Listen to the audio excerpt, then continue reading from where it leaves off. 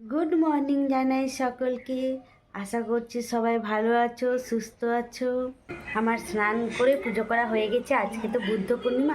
পূর্ণিমা পুজো আমাদের নেই, হয় না, এমনি সাধারণ যে প্রত্যেক দিন যেটা করি, স্নান করে ঠাকুরকে প্রণাম করা, ওইটাই করেছি।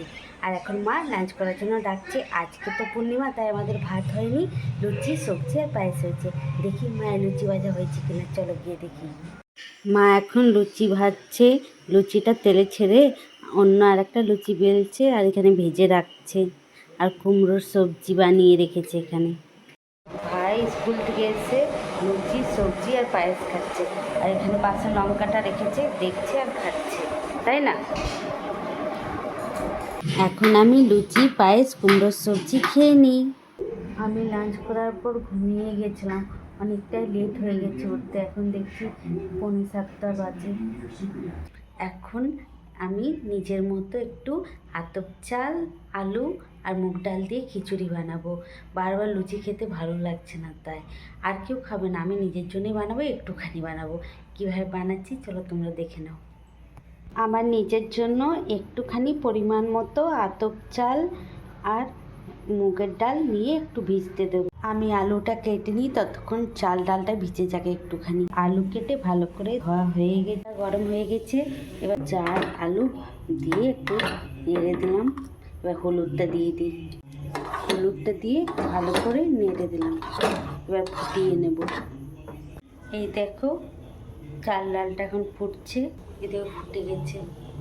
শুকনো লঙ্কা, জিরে, রাঁধুনি, একটু হলুদ দেবো, একটু দিয়ে দেবো, সবজি মশলা আর লঙ্কা পাউডার। মশলাটা ভালো করে মিক্স করে রেখে দিলাম। চালটা অনেকটাই সিদ্ধ হয়ে গেছে, মশলাটা রেডি করে নিয়ে এবার তেল দিয়ে দিয়েছি।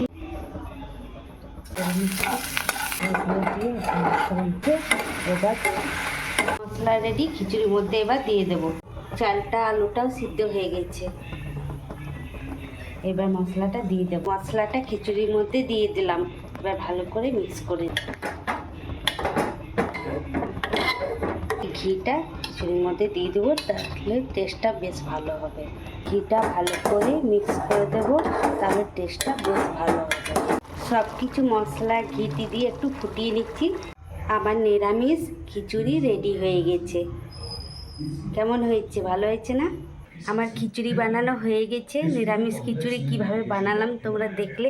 একটুখানি বানিয়েছি, কেবল আমার জন্য বানিয়েছি, আর কেউ খাবে না বাড়িতে, তাই একটুখানি বানিয়েছি। আজকে বুদ্ধ পূর্ণিমা, তাই চাঁদটা দেখো বেশ গোল হয়ে আছে, আর কত লাইট দিচ্ছে, খুব সুন্দর লাগছে। আজকে বুদ্ধ পূর্ণিমার দিন চাঁদটা, পূর্ণিমার চাঁদ দেখতে তো বেশ ভালোই লাগবেই, তাই না? আজ ডিনারে খিচুড়ি সবজি আর পায়েস খাচ্ছি আমি। আমার ডিনার করা হয়ে গেছে। এবার তোমাদের সাথে আবার আমার দেখা হচ্ছে নেক্সট ব্লগে। সবাই ভালো থেকো, সুস্থ থেকো, গুড নাইট।